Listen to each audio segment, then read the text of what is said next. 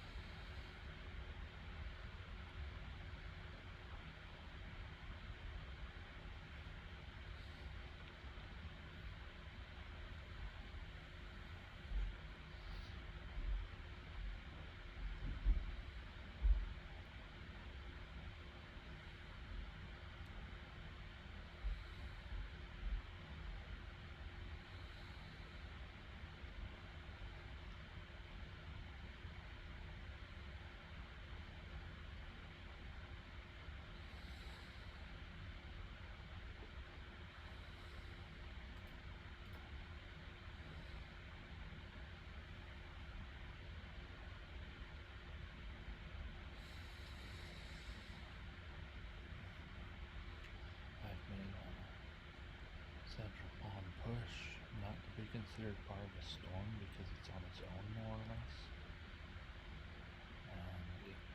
The knight is to flee its position in a way that might allow me to capitalize on space and or tactics of the resulting position.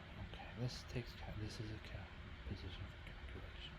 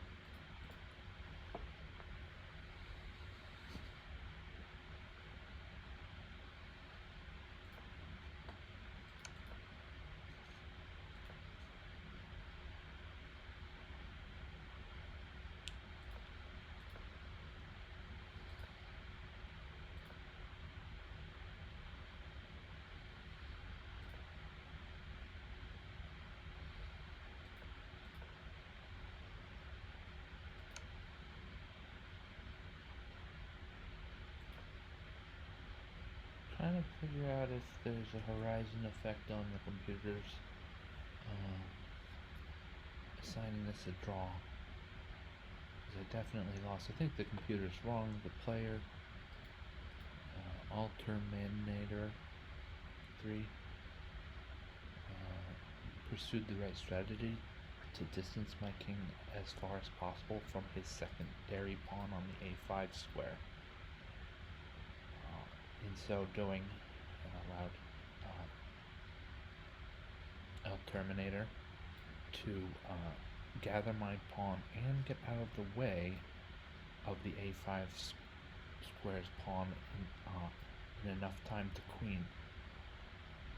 This strategy that my opponent found is beyond Stockfish 15's calculations, as we can see here, and is also exactly the type of idea that a human player would arrive at in a superior way to a AI like Stockfish or Komodo. I lost the game. It was a heck of a game. There were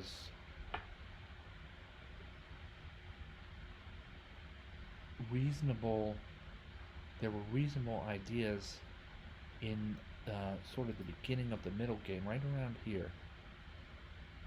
This game kind of explodes with ideas from me and my opponent.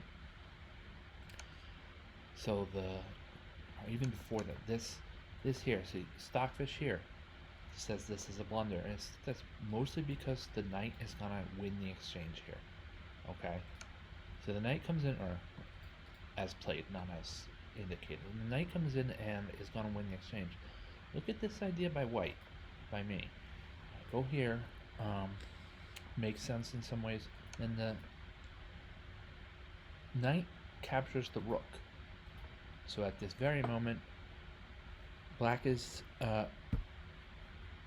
happy with a 5-point material advantage. And I thought this idea was really useful and helpful. So black castles. It's scored an inaccuracy by the computer, mostly because the computer wants black to have his knight exit via b3, where in order to capture it before it runs away too far, I would have to double these pawns. That is actually not a concern here with black up. The exchange in either variation, whether those pawns are doubled, is not quite such a big deal, especially since if they're doubled, there's fewer back rank mates due to king to a2 and such.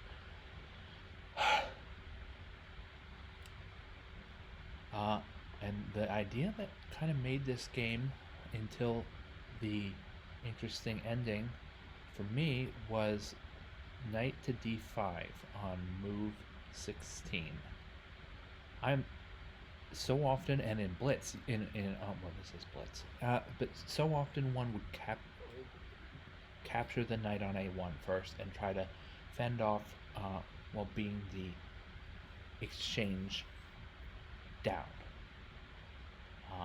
Jay Wilde chose instead to post this incredibly powerful knight on d5. Look, this reset things here. Look, this knight here. This knight is off due to capture soon. The bishop's on a dark square and the knight's on a light square. There's one pawn that's already too far advanced to capture that knight. The next file is empty, so no pawns to kick away the knight. There's a rook on d8 that's powerful, except for that the knight is blocking off half of that rook's scope along the d file. Um, Honestly, in a situation like this, I thought black might give the exchange back. This knight is huge. If this bishop on e7, let's put that bishop instead on f5, then yeah, it could minor piece exchange with this powerful central knight. But no, this is a dark squared bishop. Another thing, a feature about this move is that you want to capture this knight, but it goes again to my these doubled pawns aren't such a big deal idea. The king's gonna get this knight one way or the other, like an old tax commercial and a good song. The king's gonna capture this knight. There's no rush. What I thought about was, prior to the knight move, I thought black had interesting ideas with moves along the d file, securing the rook's advance. Rook to d4 and rook to d3 here are strong for me. Well, strong for black, let me correct. So, but then watch as this unfolds. There is some sort of idea for black that he doesn't want to lose his bishop outright. Another thing about knight d5 I want to mention is this is a logical move by black. Rook to d7, protecting the knight. This his own bishop. This bishop is under attack with check, and not only that, but look at the squares. f6 captured with check. g5 captured along the diagonal on prise, and with a tempo for hitting at this rook that wouldn't be there, or that wouldn't be there in the game because of how El Terminator played. Then we have bishop to h4 rather. Not a problem. Let's transpose that into a similar pattern. g3. The bishop is now facing capture from the g3 pawn. And so the bishop so you can eliminate this square. It will go back here where it's captured on pre again, and here where it's captured in check, or here where it's captured with check. There was a tactic to, the tactic to bishop d6. First of all, cuts off the rook's scope quite a bit, and I'm not sure if I got all the way through some of the tactics or not, but it seemed to me like there's either a looming threat of knight f6 check or an immediate threat of knight f6 check, perhaps parried with some kind of pin or another attack along the d file. Or if this is so here's my opponent chose d7, which I think is logical, possibly logical and possibly best move for black there. Reset these arrows. Now, so we know that rook d7 is acceptable.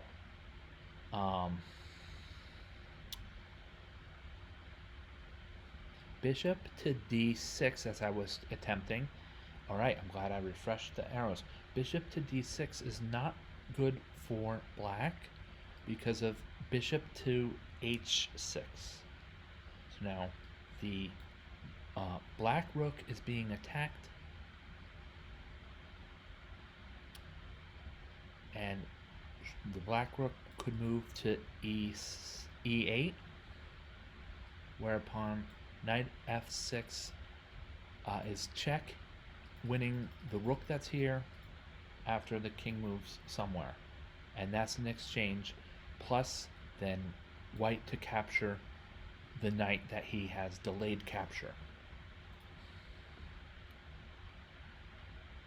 I'd say knight d5 is my best move yet. so far in my career, or in my time playing chess, this knight d5 here is the best move yet, for some reasons: that it was made under pressure, that there were strange things about the situation, about the position rather, no abductors needed, and that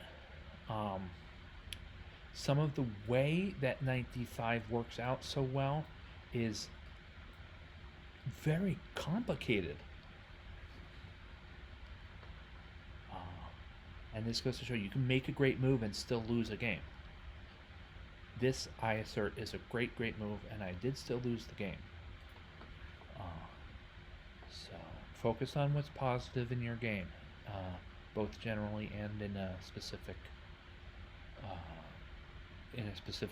chess game. One duel between light and dark, so to speak.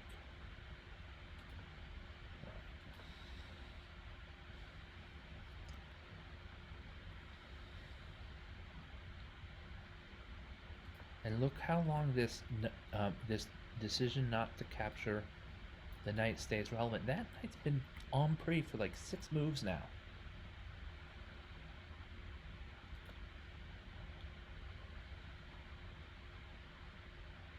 I thought this an excellent top-notch move by my opponent, El Terminator 3.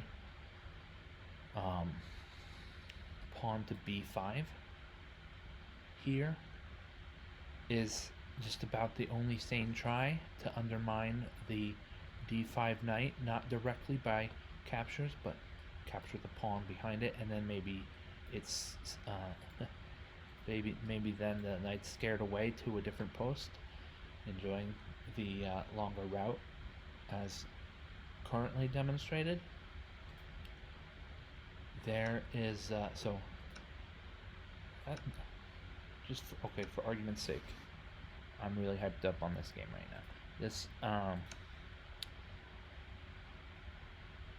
knight captures rook on black's 14th move.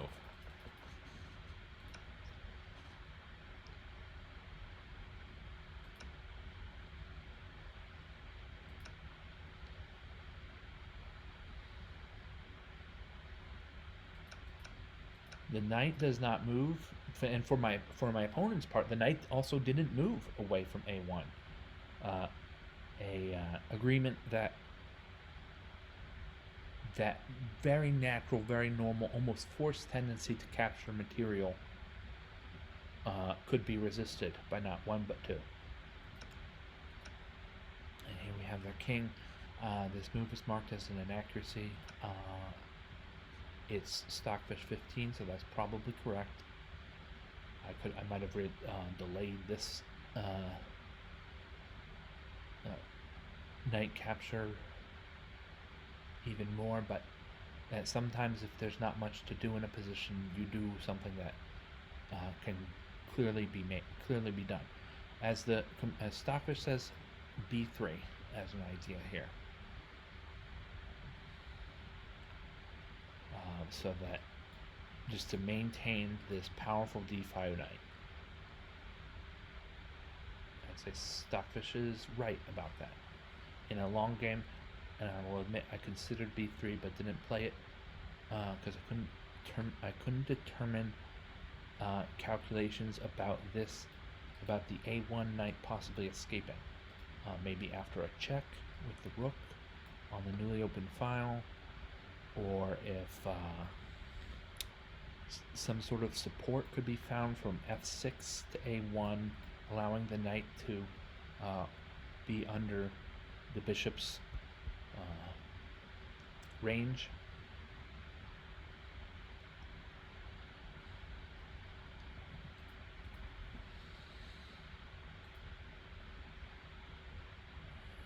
We have this at now we have this. This is a real classic undermining of a strong knight. I think that this b3 move that the Stockfish suggests was really the right thing to do for white rather than capturing the a1 knight. Move forward a bit. So, half pin. Sure, this is wrong due to tactics, but I'm not going to go over them. There is something specific I wanted to get to before I take a short break. Recapturing the knight or bishop, of course, and a lot of black's strength in the endgame comes from this pawn being here, sort of. When the king moves to b2 as a response to the check, black's d2 knight gives check again, and look at how many pawns white has lined up on their original square here, rather to be rather. Pretty sure there's no word named rather. I mean, if there were, it wouldn't be named it. So these pawns are all lined up, and the rook is going to steamroll through these pawns. So the king has to go to this a3 spot where he's really locked in. You know, is even this rook d1 here on the king is strengthening his doubled central pawns. Is after the king moves to a3, then these doubled central pawns are hugely important. So that's the kicker, and that, I'd say, all else notwithstanding, this game right here. Oh yeah, so okay, black has an extra pawn, whatever. But this game right here is won by black due to that confluence. You play this out with your friends or whatever, and black will win a lot. Or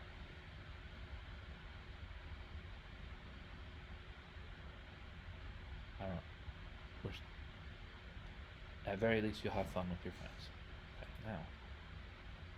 now. This is what happened exactly during the game. These pawns are getting gobbled up. There were some difficult.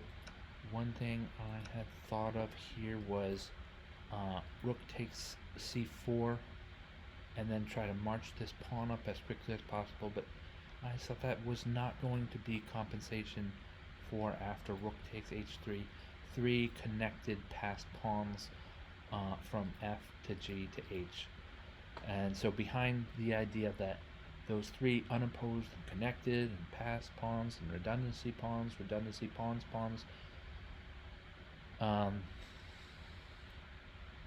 they would be the driving and winning force in that variation. So instead, I made a pawn to h4 as stockfish, as the machine or the CPU.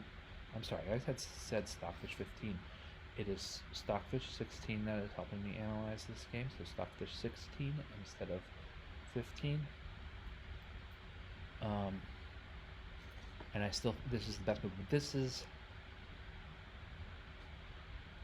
in this type of situation, I stand with my decision to continue playing and force black to show proper technique or in any way force a win. There it is. And this going to here. This is a distraction pawn. This is a common thing. So here we have this as a check, this is a good move, but not a great move.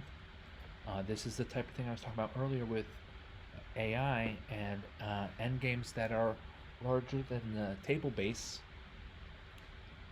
Sometimes you can still outcalculate its scope in terms of how many ply or full moves it's calculating. A human can see things on a board that's mostly open more correctly and more quickly or visually than the current AI can, and Stockfish 16 can. Because this is not a good move. This is best move for white. I'll show you that it's because square of the pawn mostly, and here we see that in order to that black has to gobble, for a great Thanksgiving word, black has to gobble that pawn as white has to gobble blacks, and it makes this standoff of pawn and pawn on one side on their starting squares and pawn g6. This is the type of opening that good players can blow. They might not see something and they blow the opening so as to do their best, but maybe be befuddled by by one thing or other and not secure the victory, a la a draw, or to lose outright. This, white still has an a2 pawn, or to win and not enjoy it. So next we have this. This is all as in the game.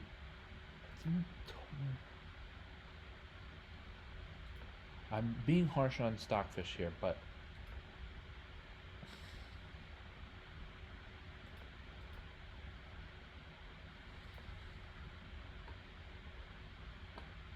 there's no. I mean, this. Yeah, this transposes. No.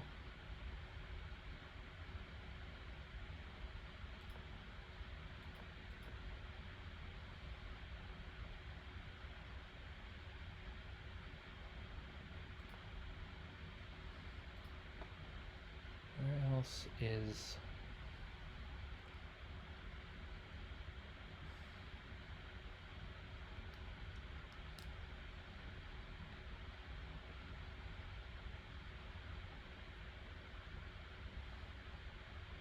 Black to move. Alright, let's say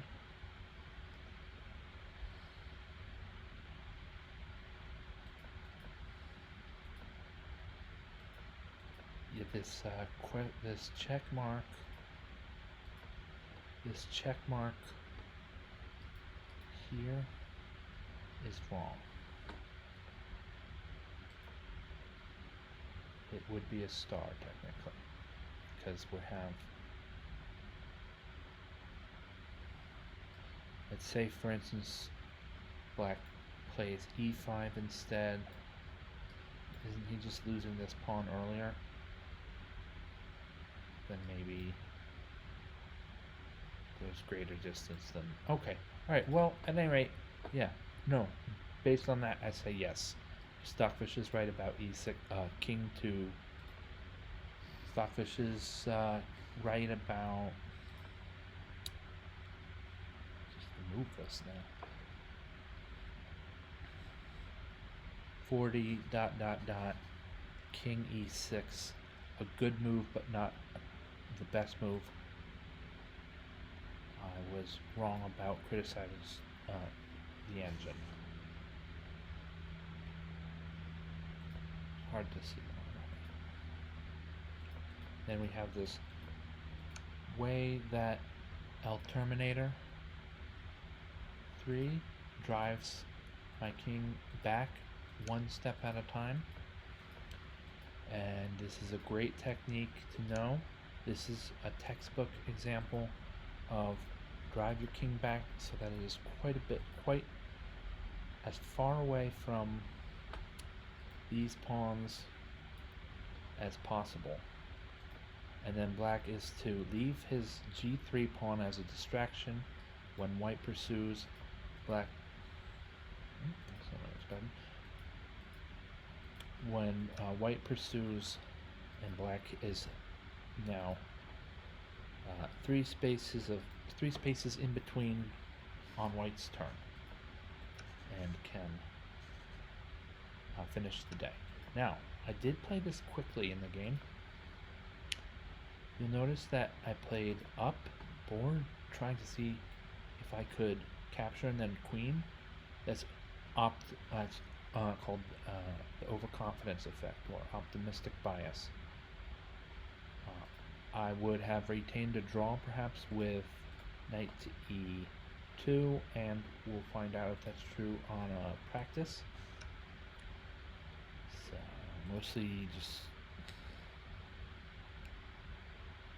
looking to occupy the corner.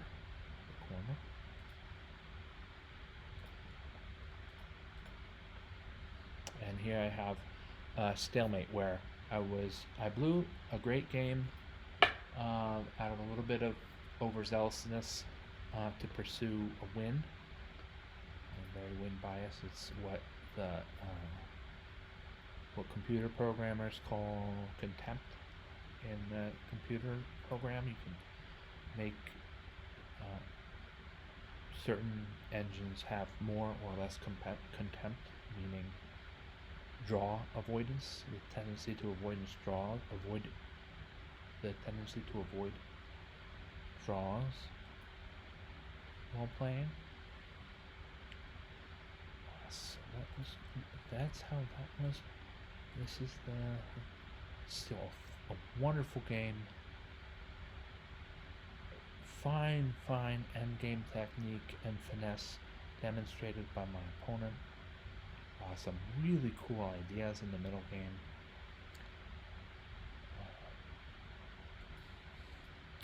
And I was zealous to say knight d5 as my best move yet. Maybe not, but certainly one of my best moves recently, and a move of which I'm proud.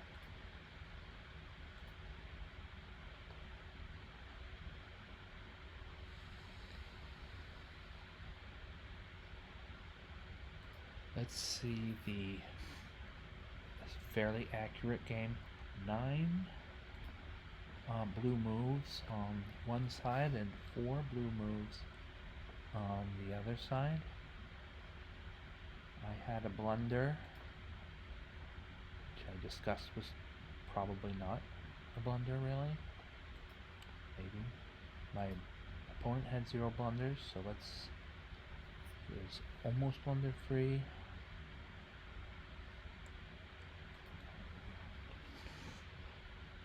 So that's great. I add this to some of my games, all collected as named. Jay Wild, for